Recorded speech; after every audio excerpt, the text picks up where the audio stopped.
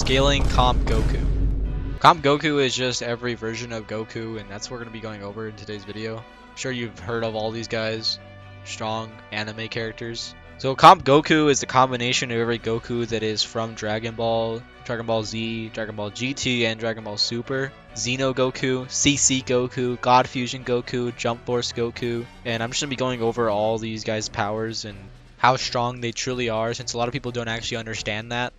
And I've gone over Xeno Goku and kind of Super Goku in my Goku VS Gojo video. But I won't be going over Super Goku in today's video because I want to give him his own video. But anyways, let's go. Pretty much anyone in Dragon Ball Heroes would absolutely fodderize anyone in Super. Literally, Krillin or Yamcha would absolutely destroy anyone in Super. Kronoa can actually merge worlds together at will, as well as hold the entire multiverse together. And Kronoa is pretty much fodder to everybody in the entire Dragon Ball Heroes verse.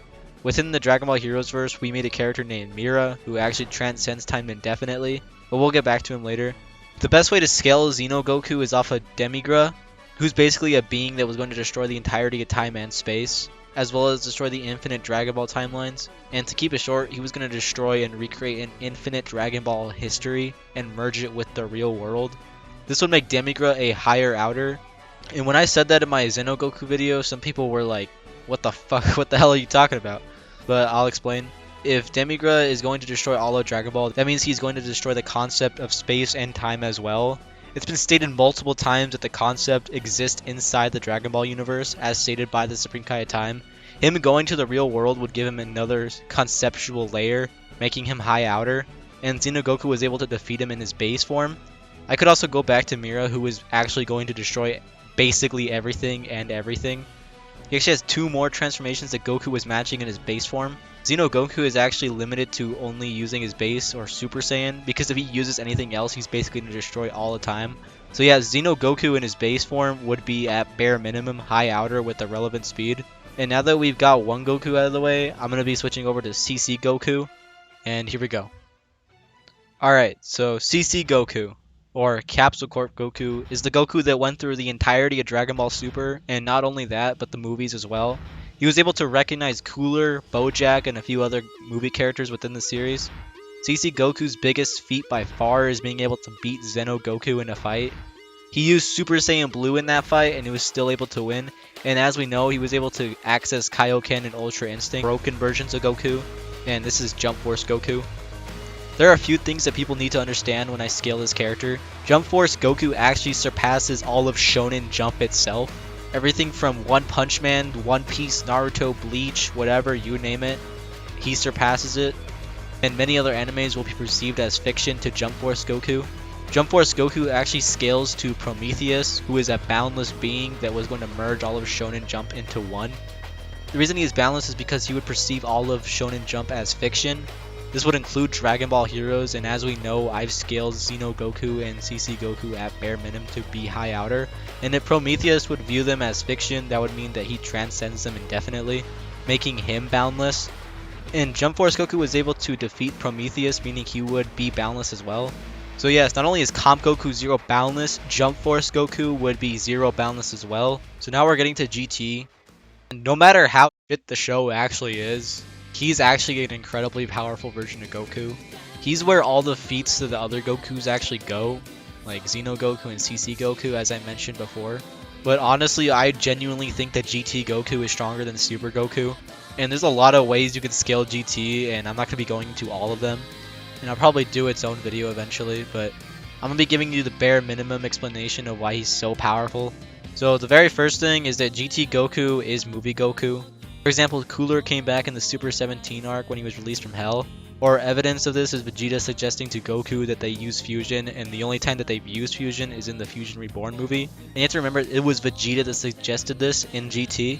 So now we got that out of the way, we can look at a couple movie feats that put GT Goku at extremely high levels of power.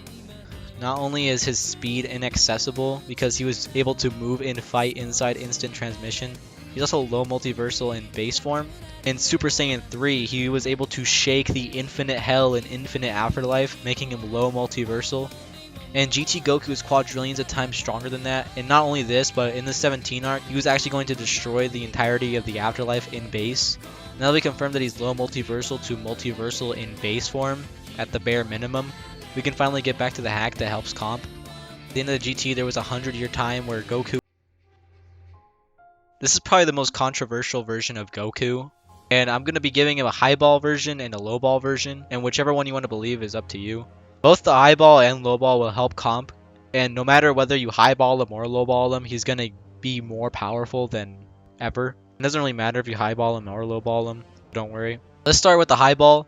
God Fusion Goku is in a movie made exclusively in Japan, and in that movie the Dragon Ball world can interact with the audience itself. For example, Broly powering up would literally shake the movie theater and everybody could feel it. Goku also communicates with you on multiple occasions. Goku seems to be having a hard time with Broly, and how does he solve the problem? He fuses with the audience itself and becoming an entity known as God Fusion Goku. And now the highball version for this would basically just be he's above all fiction because he's fusing with you, and you see fiction as fiction.